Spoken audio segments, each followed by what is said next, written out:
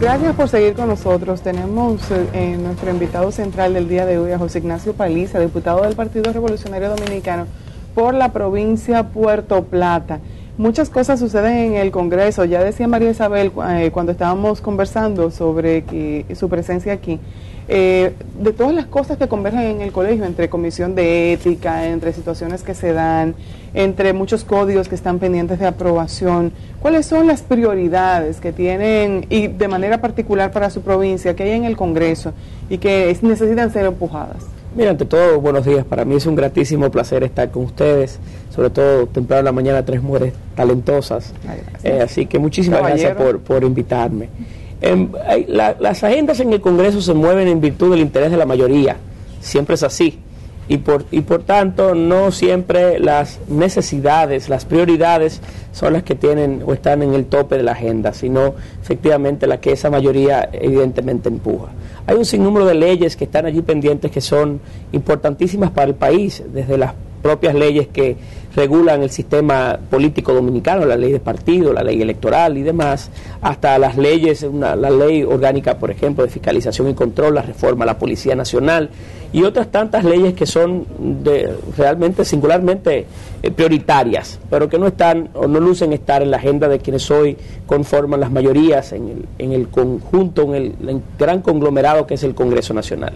En el caso particular de mi provincia, hay algunas legislaciones, por cierto, algunas de nuestra autoría que hemos impulsado y que están pendientes de aprobación, sobre todo en el Senado de la República, porque ya pasaron el primer sedazo, que es la Cámara de Diputados. Es el proyecto de ley de incentivo al turismo a la tercera edad, porque es un nicho importantísimo, interesantísimo, que Panamá y Costa Rica han sabido atacar. Ese es el de los retirados que, sobre todo en Estados Unidos, acudían a la Florida, pero que como consecuencia de los altos precios, sobre todo en materia inmobiliaria de la Florida, comienzan a emigrar a otros colonias en Costa Rica de retirados que se han ido a vivir. Correcto, y el boom que ha experimentado económico Panamá en los últimos años, sobre todo en materia inmobiliaria, tiene mucho que ver con las leyes y decretos en materia de incentivo a retirados, para que acudan allí, puedan traer sus lenceres, sus ajuares del hogar, y un sinnúmero de incentivos que de manera particular ellos han logrado cultivar. Nosotros presentamos un proyecto de ley similar porque entendíamos que en el proceso de relanzamiento de Puerto Plata, sobre todo, era un espacio interesante de mercado que nosotros los dominicanos no aprovechábamos y que sí teníamos la capacidad de empujar o de ir tras ellos.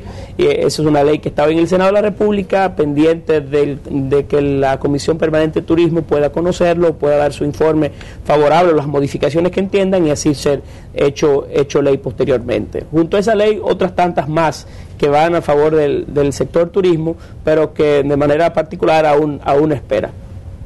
Confirmo o concluyo diciendo que en el Congreso he aprendido en mi experiencia que las agendas no son necesariamente las que deberían, sino las que las mayorías, en este caso en manos del partido oficial, pues impulsan. Para quienes estuvimos, para quienes estuvimos en los años 80, muy cercanos a Puerto Plata, que era muy sencillo vacacionar allá y que uno encontraba tanta gente y tantos turistas, en los 2000, en los 90 finales decayó. Hablabas del resurgir de Puerto Plata, del relanzamiento de Puerto Plata, que ha implicado para la comunidad, y eso se está sintiendo para quienes acostumbramos a vacacionar en la zona, que ha implicado cómo se siente el sector, y vemos incluso que hoteles que habían estado cerrados están reabriendo. Bueno, Puerto Plata llegó a recibir por su terminal aeroportuaria cerca de 800,000 pasajeros en su momento de mayor empuje.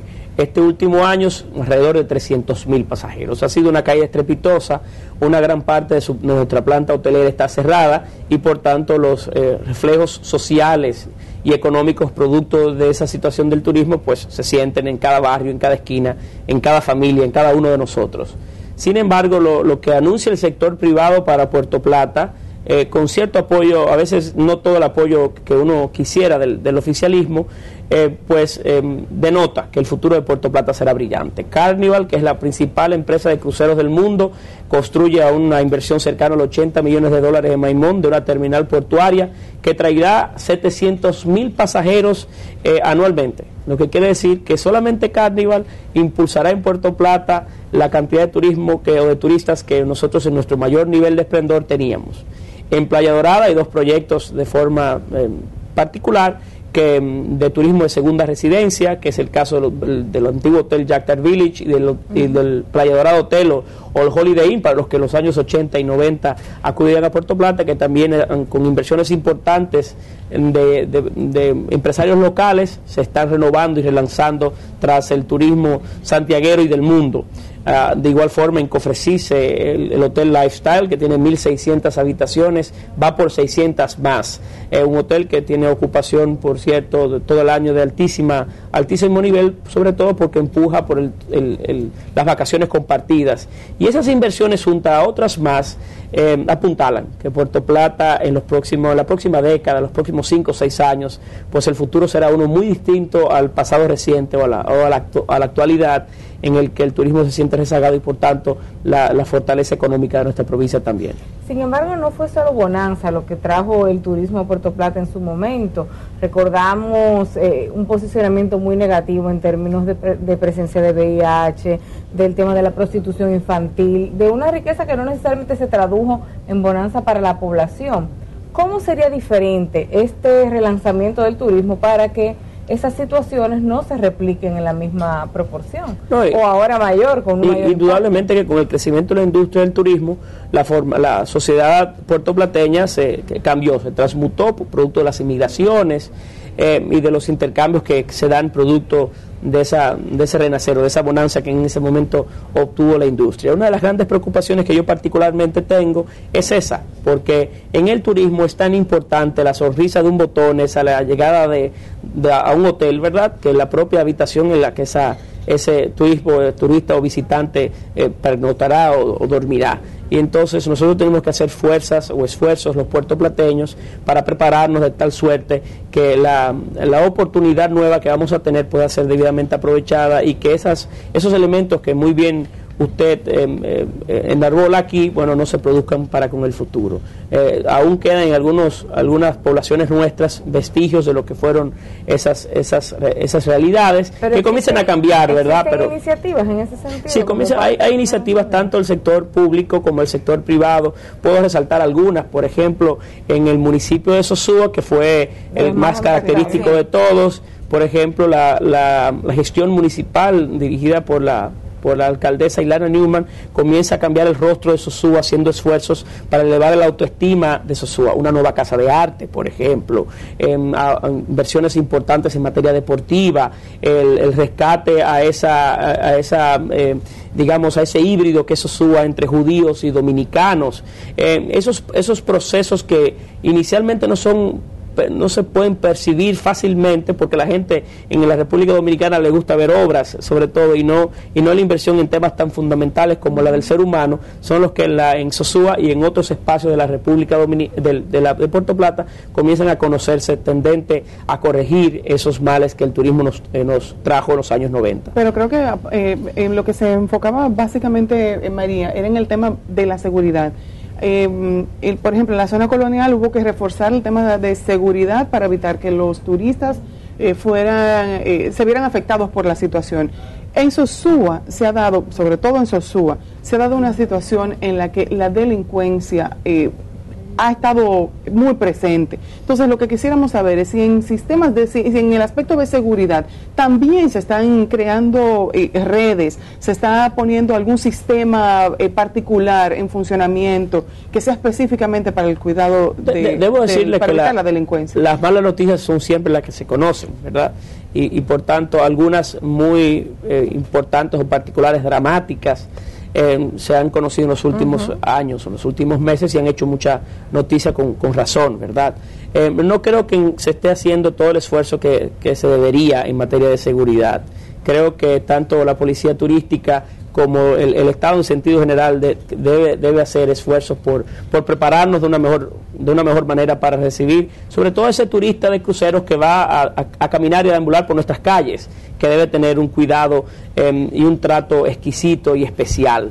Ahora bien, nosotros también los puertoplateños, los ciudadanos comunes, debemos entender que el crimen debe ser atacado desde una perspectiva ciudadana. Debemos de ciudadanizar la lucha contra el crimen, y también nosotros tenemos que hacer los propios entre empresarios, asociaciones, guías y demás para traer o aportar a esa protección que debe tener los que nos visitan. Pero no piensa en un caso Mulata 3 que involucró extranjeros, que involucró autoridades, que nunca se supo muy bien, que había quedado todo, y estos grandes nichos muy protegidos en los que muchos turistas se enclavan o extranjeros se enclavan, y que luego uno no sabe muy bien lo que está pasando ahí dentro y las consecuencias dramáticas que tuvo un caso como ese, por ejemplo. Sí, claro, correcto. Y bueno, en el caso de la mulata aún se esperan respuestas mayores en el caso específico de las autoridades, porque lo que han sido encarcelados y penalizados han sido algunos policías de menor rango y demás, pero no necesariamente es lo que dieron órdenes o lo que se participaron. Muy dramático, pero ojalá que esos casos y algunos otros que se han conocido en el pasado no vuelvan a suceder, para el bien de todos, para el bien de Puerto Plata y del país. Yo quisiera que habláramos un poco de la Cámara. En el momento en que se conoció en la Cámara de Diputados el Código Procesal Penal, tuvo un discurso muy firme en contra del procedimiento ético que se había violentado en el conocimiento de esta pieza, que todavía esperamos resultados de la investigación que se está haciendo en torno. ¿Qué nos puede contar sobre eso? Yo no participé de la votación que se dio en las diferentes discusiones del Código Procesal Penal, no necesariamente o particularmente por la modificación al artículo 85, sino porque yo soy de los que he estado contrario al populismo legislativo y penal que nos impulsa. Si bien es cierto el crimen ha aumentado en República Dominicana, la enfermedad no está en las sábanas, está en el cuerpo. Y en tal sentido, modificar nuestros códigos penales y procesal penal no es la solución a un tema que tiene que ver con un componente social muy alto, de falta de oportunidades, de dificultades económicas y de referentes y ejemplos que esta sociedad comienza a emitir que no son los más apropiados. Y por tanto entiendo que llevar esta discusión al cambio simple de leyes no hace gala a lo que debería ser nuestra participación. Pero yo diciendo que se avergonzaba ese día de ser legislador por la forma en cómo se habían conocido. No, ese caso en particular tuvo que ver con la aprobación de proyectos y leerlos, que era el caso específico de préstamos, uno muy particular de $200 millones para el mejoramiento del sistema de saneamiento de aguas residuales en Santiago, un expediente de 1.100 páginas, y entonces nosotros nos abocáramos en el Congreso a estudiarlo sin ningún tipo de cuidado, de estudio, de ir a una comisión. Resulta que a veces la prisa de las mayorías en el Congreso imposibilita que los piezas tengan el estudio debido, por lo menos las formas debidas. Un ejemplo último, que toda la sociedad de alguna manera aplaudió la ley, nosotros también, que fue la ley de naturalización, aprobamos una reforma migratoria en apenas horas, sin haber tenido el estudio, sin llamar a los afectados para ver si se sentían complacidos con la pieza, sin llamar a las partes, a la propia Junta Central Electoral, sin profundizar en el tema. En Estados Unidos, por ejemplo, la reforma migratoria tiene 6, 7, 8 años y posiblemente Barack Obama se vaya de la Casa Blanca sin conocerlo. Claro, no debe ser tan traumático, no, para nada. Pero en el Congreso que una ley puede afectar a tanta gente, y nosotros que somos representantes de esa gente, debemos tener por lo menos la paciencia de poder estudiar a profundidad cada pieza que llegue allí y bueno, darle las formas legislativas debidas. No quisiéramos nosotros que terminara la entrevista sin mencionar la situación del Partido Revolucionario Dominicano, en un momento a donde usted está haciendo esfuerzos en la Cámara de Diputados para que su voz se escuche, sobre la base de ser uno de los representantes del partido que está en esta situación tan especial, que es el PRD. ¿Cómo usted evalúa la situación en frente a las actividades que tiene el partido en julio, tan importantes para definir esta situación, o por lo menos para avanzar un paso en algo que vemos estancado?